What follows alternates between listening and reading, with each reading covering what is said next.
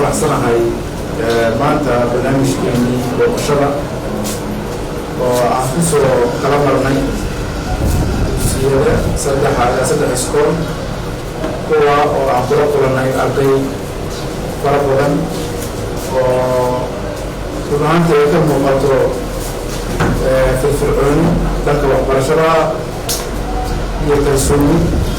waxaan aad iyo aad u dhiirigelinay waxbarashadaas iyo ardayda waxbarashada ay wadaan waan ku dhiirigelinay. waxaan sii dhiirigelinaynaa in la sii horumariyo dhanka waxbarashada ardaydana ay u fududaato mar walbaba qaabkay u fahmi lahayn daraasaadkooda. waxaan mar labaad ama saddexaad aan ku faraxsanahay sidoo kale inaan soo gabagabeeyo soona xero siminaarkii maanta loo soo xeraayay ciidamada booliiska gaar ahaan qaybta CID-da. aad baan ugu faraxsanahay konkursigaas loo sameeyey ciidamada CID-da. waxaa kaloo ku faraxsanahay booqashada soo booqday jaamacadaha gaar ahaan hadda jaamacadda ugu dambeysa aan joogno Balaasma fasalladooda kala duwan takhasusudooda kala duwan oo ardaydii aan la kulannay aragnayna in ay wadaan barasho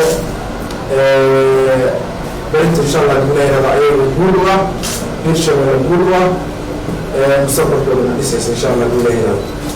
waxaan dhiirigelinaynaa mar labaad ama saddexaad in la hormariyo waxbarashada, la hormariyo agabka ay u baahan tahay waxbarashada. waxaan helaa caalamiga ka codsanaynaa in ay mar walbaba naga dhiirigeliyaan ugu kaabaan gurmitiga ama waxyaabaha qalabka u baahan yahay ay u baahan tahay waxbarashada arday u baahan yihiin inay insha allah gudaheeda naga dhiirigeliyaan oo mar walbaba horumarkii dhanka waxbarashada ay noqoto horumarka ugu sarreeya insha allah gudaheeda hirshabelle.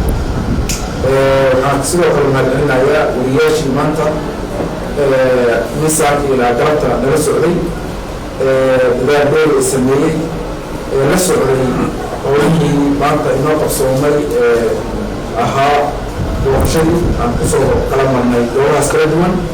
waan mahadcelinaynaa waxaan leenahay waa mahadsantihiin dadaalkiina allah idinka abaal mariyo. annaga insha allah gudaheeda waxaan noqon doonaa kuwa mar walba ugu mahadcelin insha allah gudaheeda.